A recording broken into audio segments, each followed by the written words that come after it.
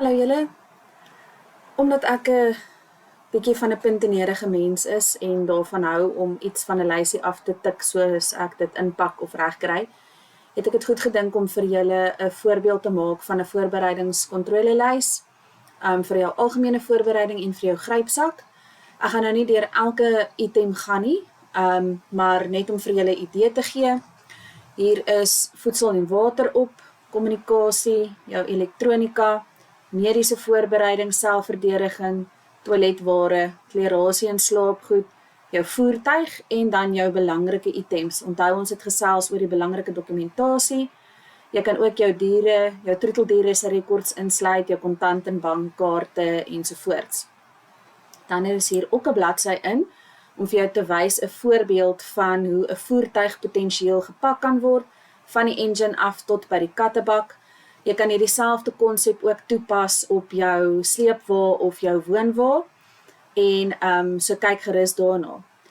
En dan het ek ook 'n grypsakkontrolelys bymekaar gesit, min of meer dieselfde as die voorbereiding kontrolelys, maar bietjie minder items. Onthou dat ons nie soveel items in jou rugsak kan pas nie en jy wil dit so lig gewig as moontlik hou.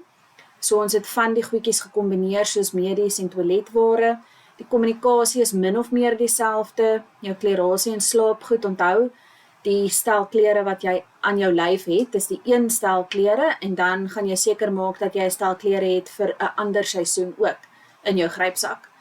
Dan het ons ook noodsaaklike items vir oorlewing en ons het diverse items wat dan nou jou sakbybeltjie en jou belangrike dokumente insluit. Jy gaan nie noodwendig jou groot bybel kan vat as jy moet jou grypsak vat nie, so kry dan vir jou 'n klein bybeltjie wat jy in jou grypsak kan sit. Deel van die grypsakkontrolelys is inpakwenke, so daardeur kan jy ook lees, onthou jy wil jou swaartepunt so laag as moontlik hou en jou middelpunt lekker naby jou rug.